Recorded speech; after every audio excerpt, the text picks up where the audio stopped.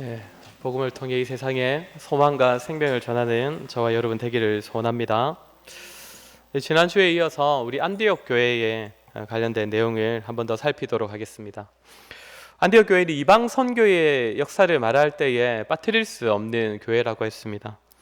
개인이 아니라 교회가, 그러니까 공적으로 이방 선교에 앞장서기로는 거의 첫 교회다라고 볼 수 있습니다.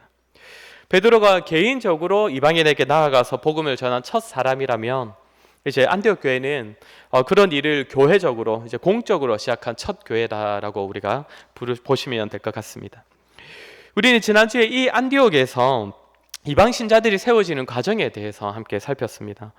스데반의 일로 일어난 그 환란으로 말미암아 그 흩어졌던 자들이 안디옥에까지 와서 이제 복음을 전하기 시작했는데, 처음에는 유대인들, 그러니까 자기 민족에게만 복음을 전하다가 이제 갑자기 헬라인에게도 그 복음을 전하기 시작했다라고 합니다. 누가 먼저 나서서 무슨 사건을 계기로 원래는 전하지 않았던 이 헬라인들, 이방인들에게 복음을 전하기로 마음을 바꿔 먹었는지 전혀 밝혀지지 않고 있습니다.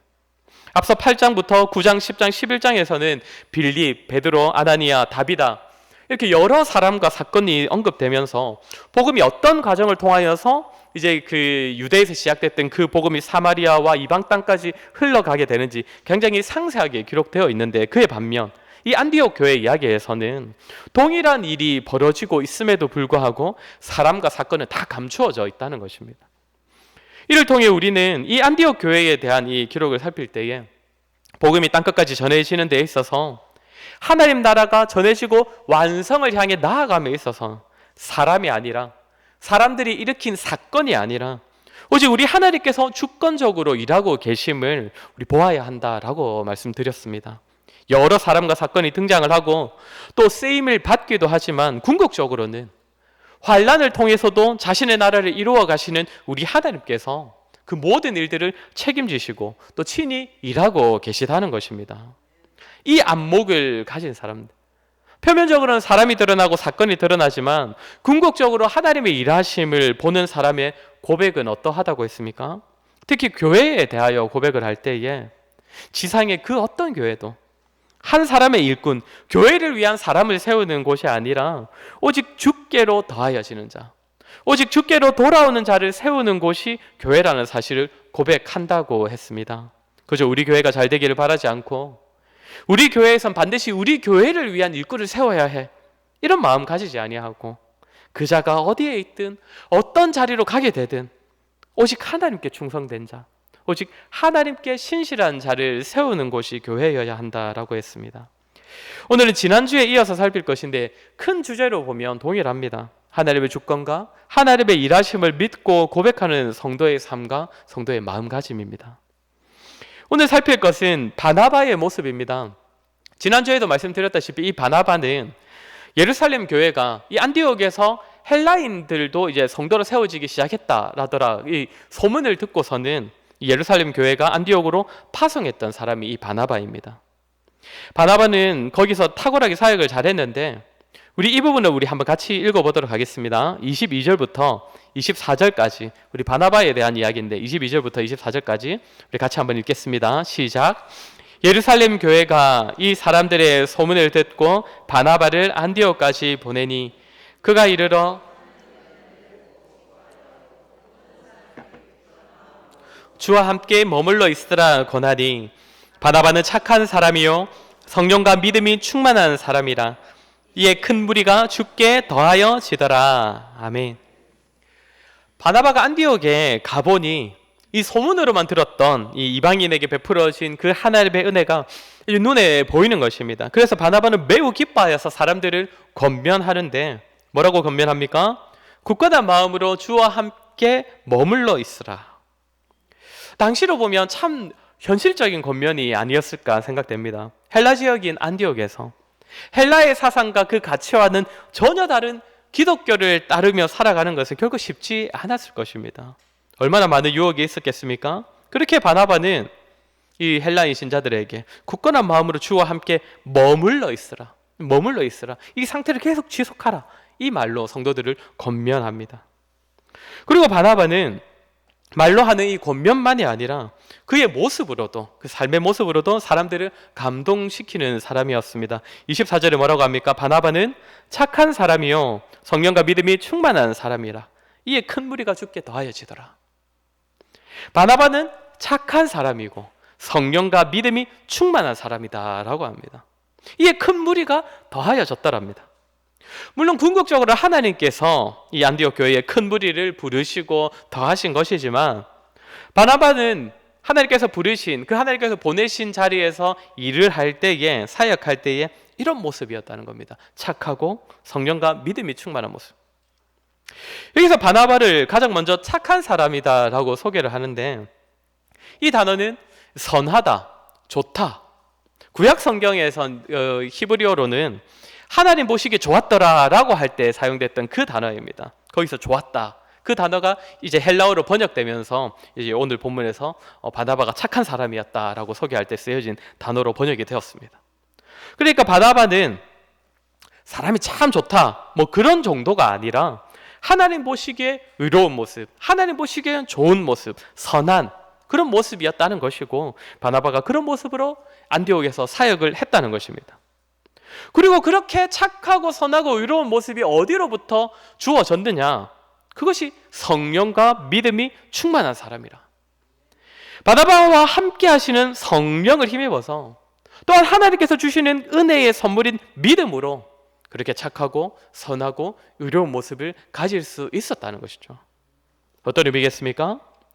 우리가 흔히 볼 수 있는 착한 사람, 우리가 흔히 볼 수 있는 저 정도는 저런 사람은 참 의로운 것 같아, 참 착한 것 같아, 그 정도가 아니었다는 것입니다. 정말 성령과 믿음이 없이는 도무지 나올 수 없는 그런 선함과 의로움이 바나바에게는 있었다는 것이죠. 사람들이 볼 때에 저 사람의 저 착함, 저 사람의 저 의로움, 저 선함은 저 사람 안에서 나올 수는 없는 것이야. 분명 성령 충만, 저 사람이 믿는 그 신이 정말 저 사람을 충만하게 하여서 정말 저렇게 된 것이구나, 그렇게 인정할 수밖에 없을 정도라는 것입니다. 우리는 바나바에 대한 이 기록을 결코 가볍게 여겨서는 안 됩니다. 사랑하는 성도 여러분, 바나바가 오늘 이 안디옥에서 훌륭하게 사역을 잘 감당할 수 있었던 이유가 착했기 때문입니까? 아니면 성령과 믿음 때문입니까? 당연히 성령과 믿음 때문이죠. 하나님께서 자신의 나라를 이루어 가실 때 불러 사용하시는 사람에게 성령과 믿음을 주셔서 의롭고 선한 모습으로 그렇게 착하게 사역하게 하시는 겁니다. 그런데 우리가 자주 오해하는 것이 뭡니까? 착해야 한다, 선해야 한다, 그래야 주의 일에 쓰임을 받을 수 있다, 복음의 도구가 될 수 있다라는 생각을 하는 겁니다.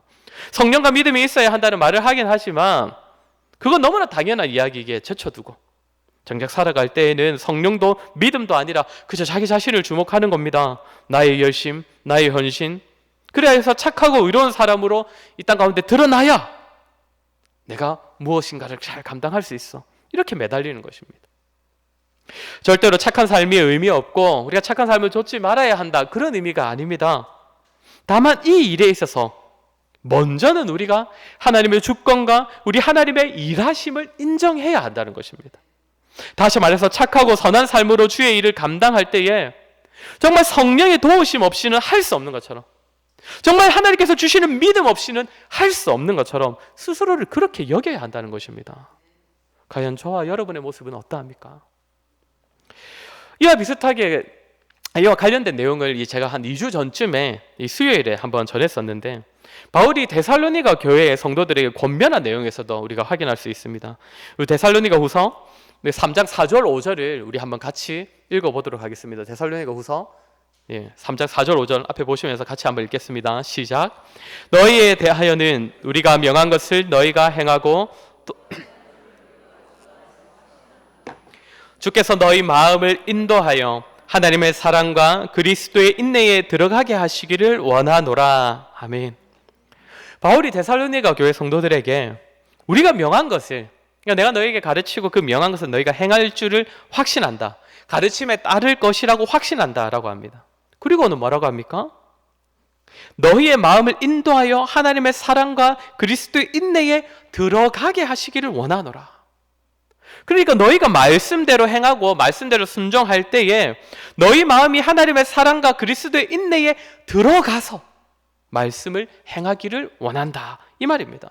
순종을 하되 그 마음이 하나님의 사랑과 그리스도의 인내에 들어가 그 모습으로 순종하는 데에까지 이르기를 원한다, 이 말입니다. 사랑하는 성도 여러분, 사람이 한 성도가 말씀에 순종하여 살아가는 것이 쉽습니까? 어렵습니까? 대답하기 어렵시죠? 쉬울 수도 있고 어려울 수도 있습니다. 왜 그렇습니까? 자기가 적당한 선을 정해서 이 정도면 된 거야. 그런 식으로 지키면 얼마든지 쉬운 게 성도의 삶 아닙니까? 주일에 예배만 참석하면 주일 성수한 거지, 주일 성수만 한 거면 성도인 거지 라고 생각하는 성도는 성도로 사는 것이 참 편합니다. 쉽습니다.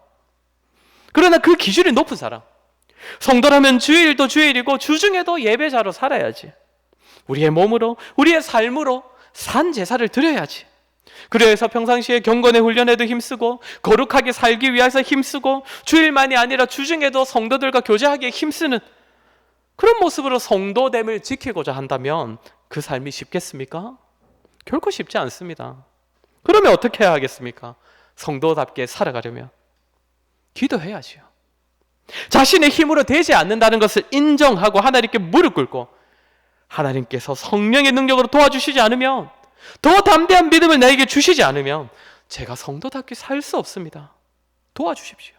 그런 고백으로 하나님께 간구해야 하는 것이죠. 이것이 하나님의 주권을 인정하는 성도의 모습입니다.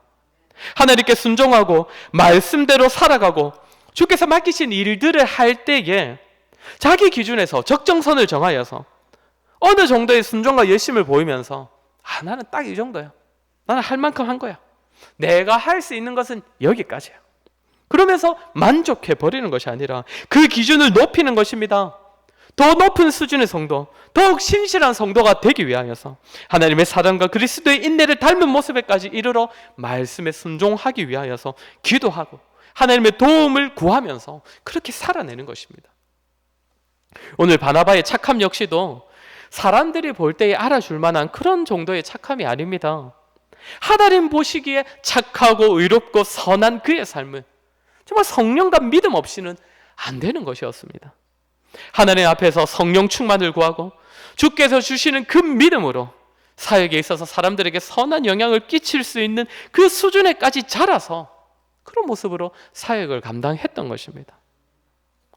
사역할 때는 착한 성품이 필요하니까, 의로운 삶이 필요해, 그러니 그렇게 살기 위해 노력해야지, 그런 것이 아니라 정말 나의 힘으로는, 나의 성정으로는 도무지 이룰 수 없는 그 정도의 착함과 신실한 모습으로 사역할 수 있도록 계속적으로 성령의 도우심을 구하며 하나님으로부터 오는 그 믿음으로 이 사역을 감당하고자 노력했던 것이죠.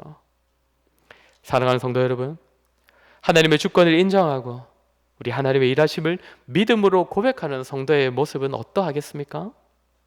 내 능력으로 할 수 있는 것은 이 정도니까, 할 수 있는 만큼은 내가 순종했으니까 하나님 나머지는 알아서 하십시오 라면서 그저 나머지 하나님께 다 던지듯이 다 맡겨버리는 그런 모습이겠습니까? 그렇지 않습니다. 우리가 때로는 그것이 하나님의 주권을 인정하는 모습이라고 생각하는데 그렇지 않습니다. 하나님께서 보내신 자리에서 나에게 맡기신 그 일들을 더더욱 신실하게, 하나님 앞에서 더더욱 탁월하게 잘하기 위하여서 끊임없이 성령의 도우심을 구하고 하나님의 능력을 구하면서 섬기는 모습이, 그것이 참 성도다운 모습입니다. 나로서는 할 수 없지만, 내가 가진 힘과 능력으로 할 수 없지만 주께서 도와주시면 더 많은 것을 더욱 탁월하게 감당할 수 있음을 믿고 자신의 능력으로는 버겁더라도 주의 도우심을 구하면서 점점 더 높은 수준의 섬김과 헌신과 그렇게 순종의 모습으로 자라기 위하여서 애쓰는 것입니다. 하나님의 주권을 인정하는 성도의 모습은 방관하는 모습 아닙니다. 진정 하나님의 일하심을 인정하는 자라면 내 눈에 보기에는 버거워 보이고 내 눈으로 볼 때는 너무나 높아 보이는 그 수준의 순종에까지 주께서 도우시기만 하며 정말 내 안에 성령께서 도와주시며 내가 감당할 수 있음을 기억하여서 날마다 주의 도우심을 의지하면서 더욱 더 신실한 자리에까지 나아가는 것입니다. 그 어떤 주의 일도 우리가 아니라 주께서 할 수 있게 있게 하는 것이기 때문입니다. 그것을 인정하는 자는 주의 일하심이 나를 통해 더욱더 밝히 드러나도록 내가 할 수 있는 만큼이 아니라 거기서 한 걸음 더 나아가는 것입니다. 주의 일하심이 나를 통해 드러나도록. 저 사람은 우리를 볼 때, 누군가가 우리를 볼 때, 저 사람은 정말 하나님께서 도와주셔서 저만큼 살아낼 수 있는 거야. 그렇게 인정할 수밖에 없을 만큼 우리가 더 높은 수준으로, 더욱 신실한 자리로 한 걸음 더 나아가는 것입니다.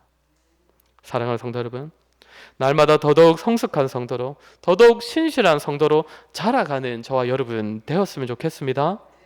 저와 여러분 각자의 자리에서 성도로서 가정과 직장과 교회에서 섬기며 살아갈 때에 참 우리를 돌아보면 정말 너무나 쉽게 선을 그어버리는 모습 아닙니까? 주님, 저는 할 만큼 했습니다. 주님, 제가 감당할 수 있는 만큼 이 정도인 것 같습니다. 그러나 우리 주님께서는 자신의 나라를 친히 이루어 가시는 분이고 친히 일하시는 분이십니다. 그 역사 가운데 우리를 부르셨기 때문에 우리를 통해 일하실 때에도 우리가 상상하지 못하고 우리 스스로를 향해 가지는 그 기대보다 더 높은 수준으로 일하실 수 있는 분이심을 기억하시기 바랍니다.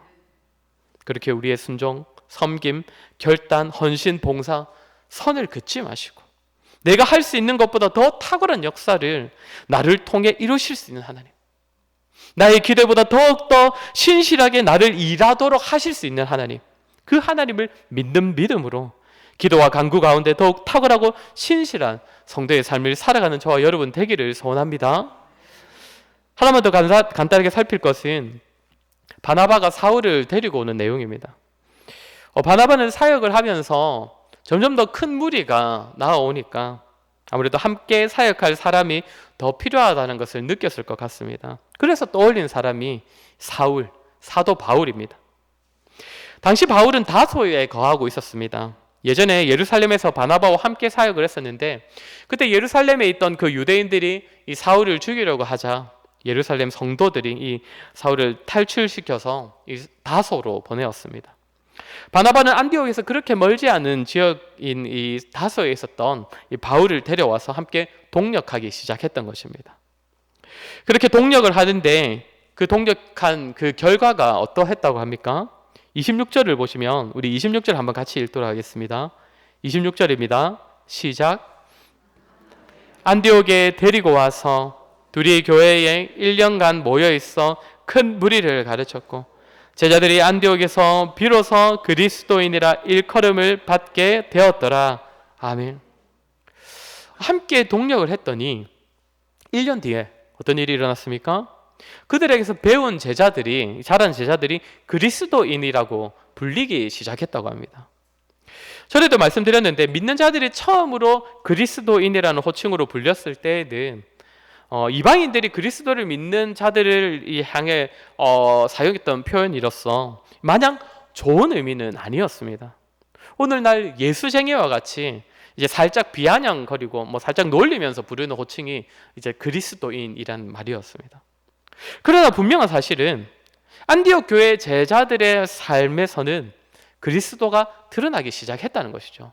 그 말이 놀리는 말이든 비아냥거리는 말이든 어쨌든 그들을 통해서 그리스도가 드러났기 때문에 그리스도인이라고 불려지기 시작했다는 것입니다.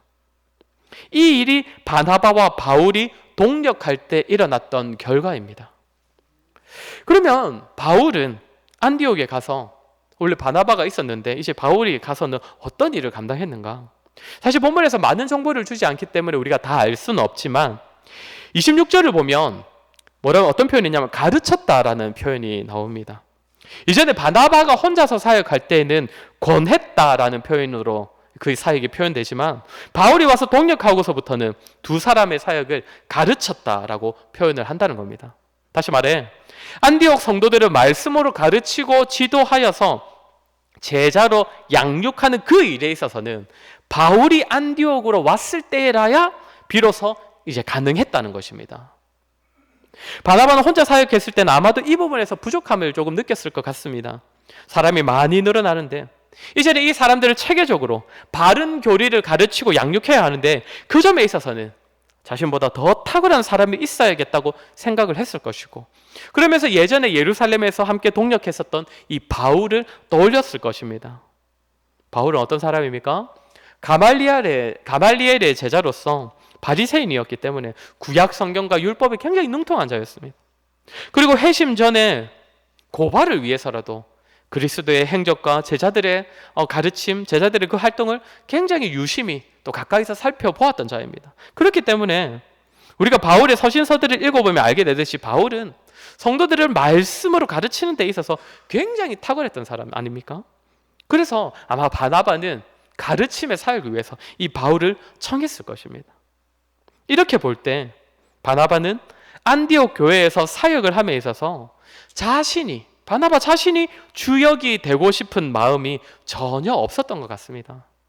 분명 바울을 데리고 와서 함께 사역을 하기 시작하면 바울이 사역을 굉장히 잘하게 하겠지만, 탁월하게 가르치겠지만, 그때부터는 이 안디옥 교회의 사역은 바울 중심으로 돌아가겠구나, 그 계산이 서지 않았겠습니까? 신학자들이 추정하기로는 지금 이 안디옥에서 바울과 바나바가 이제 동역하기 시작했던 이 시기는 바울이 처음 회심한 시기로부터 대략 8년쯤이 지난 후라고 합니다. 예루살렘에서 동역도 했고 그 후로 몇 년 동안 각자의 자리에서 사역을 하면서 바울의 탁월함, 지식의 방대함, 바나바가 그 8년 동안 소문으로 듣지 못했을 리가 없지 않겠습니까? 그렇게 바울과 동역하면 바울이 이제 사람들을 주로 가르치는 건 바울이 할 것이고 바울이 주로 제자들을 세울 것이고 사역이 그렇게 바울 중심으로 이루어질 것이라는 것 전혀 모르지 않았을 것입니다. 그럼에도 바나바는 기꺼이 하나님께서 일하시는 데에 주의 복음이 증거되고 하나님 나라가 확장되는 이 일에 있어서 자신의 위치는 아무 상관이 없었던 것입니다.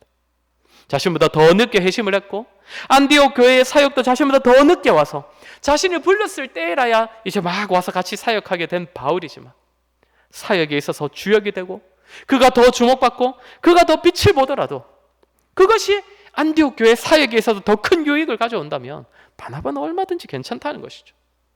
바나바는 모든 일 하나님께서 주관하시고 하나님의 주권 안에 이 모든 사역이 있음을 믿는 믿음이 있었기 때문입니다.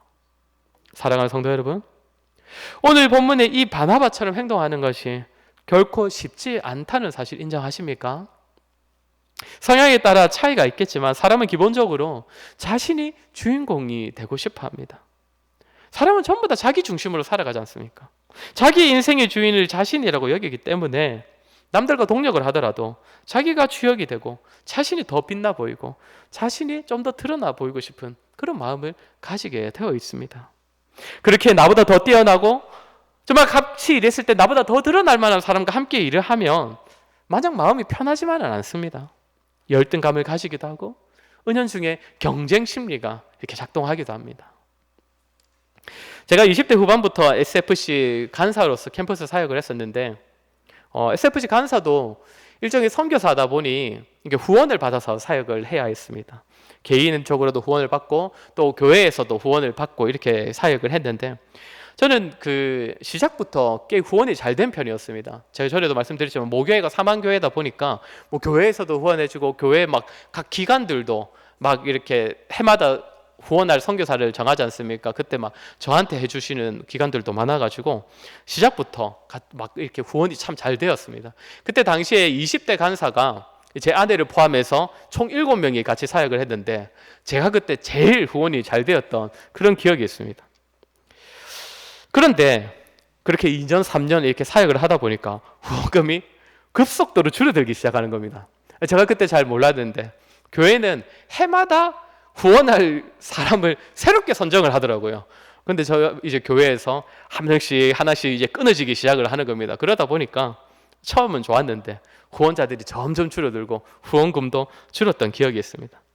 반면 옆에서 같이 사역하던 한 간사님은 시작은 분명 저보다 훨씬 적었는데 후원금이 점점 시간이 지날수록 점점 후원금이 늘어나는 겁니다. 점점 후원금도 많아지고 후원하는 사람도 많아지고 제가 뭐 합을 살펴봐도 내가 저 사람보다 더 사역 못하는 건 아닌 것 같은데 내가 볼 때 설교도 내가 조금 더 잘하는 것 같고 내가 사역도 조금은 더 탁월하게 하고 있는 것 같은데 맡은 것도 더 많은 것 같은데 왜 저 사람은 계속 저렇게 후원금이 늘어나고 나는 계속 나를 찾아주고 나를 인정해주는 사람도 없고 계속 후원금은 줄어들까? 이런 마음이 참 생겼을 때 제대로 된 동력이 이루어졌겠습니까? 뭐 나름 겉으로는 잘했죠. 겉으로는 잘했지만 지금도 제가 생각하면 정말로 부끄러워지는, 정말로 제가 지우고 싶은 과거 중 하나입니다. 그 시기가. 지금은 제가 그분과 정말 둘도 없는 동역자로 굉장히 잘 지내고 있는데, 사랑하는 성도 여러분, 우리가 주께서 맡기신 일들을 해가며 살아갈 때에 우리가 하는 것이 아니라, 내가 하는 것이 아니라 정말 하나님께서 하신다, 하나님께서 책임지신다라는 그 사실을 기억하고 확신하고 인정해야 하는 이유가, 그때라야 비로소 다른 사람과 진정으로 동력할 수 있기 때문입니다. 함께 사역하면서 동력이 아니라 마치 경쟁하듯이 내가 더 잘나 보이고 싶어서, 내가 더 드러나 보이고 싶어서 상대방에 대한 열등감과 비교의식 때문에 제대로 동력하지 못하는 경우가 너무나 많기 때문입니다. 심지어 목사들까지도. 정말 부끄러운 말이지만 좀 규모 있는 교회에는 부목사들이 여러 명 있지 않겠습니까? 그 부목사들이 참 잘 이렇게 협조하고 잘 동력하면 참 보기 좋지만 그렇지 않은 경우가 너무나 많다고 합니다. 자기 사역이 더 두드러졌으면 좋겠다 싶어서, 성도들이 자기를 좀 더 인정해 줬으면 좋겠다 싶어서, 다 같이 하나님의 부름을 받아서, 더군다나 한 교회의 부름을 받았음에도 불구하고 같은 주님의 일을 하는데 동력이 아니라 경쟁이라. 이게 말이 되는 소리입니까? 사랑하는 성도 여러분, 우리가 하는 모든 일은 교회만이 아니라 직장과 가정과 우리가 부름받은 모든 곳에서 모든 일의 주인공은 우리가 아니라 하나님이시길 기억하시기 바랍니다. 내가 빛나 보여야 하는 현장이 없습니다. 내가 주인공이 되어야 하는 현장 없습니다. 오직 살아계신 아버지 하나님과 예수 그리스도께서 우리를 통하여 드러나시고 영광 받으시고 높임 받으셔야 하는 자리가 되어야 합니다. 그 마음으로 함께 부름받은 동력자들을 사랑하시기 바랍니다. 비교하지 말고 열등감 가지지 마시고 먼저 된 자 나중 된 자 따지지 마시고, 그런 거 우리 하나님께서 다 따지실 것이니까 경쟁이 아니라 같은 하나님을 믿고 같은 일을 섬긴다는 사실을 기억하여서 기쁨 가운데 모두와 동력하는 저와 여러분 되었으면 좋겠습니다. 하나님의 주권을 인정하는 마음, 하나님의 일하심을 확신하는 마음으로 다른 사람 바라보시기 바랍니다. 나도 아니고 저 사람도 아니고 오직 하나님께서 이루어 가신다는 믿음이 다른 사람을 바라보는 우리의 시선에도 그 믿음이 있어야 합니다. 오늘 들은 말씀처럼 하나님의 주권과 하나님께서 자신의 나라를 완성하시기 위해 친히 일하신다는 사실을 기억하여 저와 여러분, 우리에게 맡겨진 모든 자리, 모든 일들을 감당함에 있어서 전적으로 하나님을 의지하고 하나님께 도움을 구하는 자들 되기를 소원합니다. 나 자신을 한계 짓는 것은 사실상 우리 하나님을 한계 짓는 것과 동일하다는 사실을 기억하여서 우리가 할 수 있겠다 생각하는 것보다 더 높은 수준, 더 탁월한 일들을 우리 주님께서 나를 통해 이뤄달라고 간구하면서 맡겨진 일들을 정말 하나님의 도우심으로 더욱더 탁월하게 신실하게 감당하는 저와 여러분 되었으면 좋겠습니다. 또한 다른 사람을 볼 때에도 나도 저 사람도 주인공 아니니, 오직 하나님께서 주인공이시니 우리 하나님께서 영광 받으셔야 되니 비교하지 않고 경쟁하지 않고 누가 잘 되고 못 되고 잘하고 못하고 그런 거 따지지 아니하고 오직 기쁨으로 모든 성도들과 부름받은 모든 자리에서 동력하는 겸손한 자들 되기를 주의 이름으로 간절히 소원합니다. 우리 시간 한번 말씀 들은 것들 기억하면서 같이 기도했으면 좋겠습니다. 좀 하나님께서 우리를 통하여 일하신다는 사실을 우리 성도님들 믿으십니까? 정말 하나님께서 우리를 통하여서 지금도 자신의 나라를 이루어가고 계시고 자신의 나라를 완성하여 가신다는 사실을 우리 성도님들 믿으십니까? 그 사실을 믿는 우리의 모습이 어떠합니까? 정말 하나님께서 나를 통해 일하신다고 고백하면서도 우리는 마치 우리의 힘으로 하는 것처럼 내가 할 수 있는 만큼, 내가 할 수 있는 건 이 정도뿐이야 라면서 우리 너무 쉽게 한계를 정하고 적정한 선을 그어버리지 않습니까? 우리 시간 우리 자신을 돌아보며 한번 같이 기도하도록 합시다. 기도할 때 하나님, 우리에게 맡겨주신 모든 일들 감당할 때에 철저히 주님 바라보고 주님 의지하고 주님께 도움을 구하며 모든 일들 감당하는 우리가 될 수 있도록 믿음을 더하여 주시옵소서. 우리의 일들을 쉽게 선을 그어버리지 아니하고 정말 하나님께서 우리를 도와주시며 성령께서 우리의 가운데 충만하게 임재하시며 내가 예상하는 것보다, 내가 기대하는 것보다 더 크고 놀라운 일들까지도 하나님께서 이루어 주실 수 있음을 믿는 믿음으로 오직 주님 의지하며 모든 일들 날이 갈수록 더욱더 신실하게 감당하는 우리가 되게 하여 주시옵소서. 또한 감당함에 있어서 모든 성도들과 동력하는 데 있어서 절대로 비교의식 가지지 아니하고 경쟁하지 아니하고 정말 참 사랑과 섬김의 모습으로 모든 성도들과 기쁨으로 동력하는 우리가 되게 해달라고 같이 들은 말씀을 기억하며 우리 한번 같이 기도하도록 하겠습니다. 기도하겠습니다.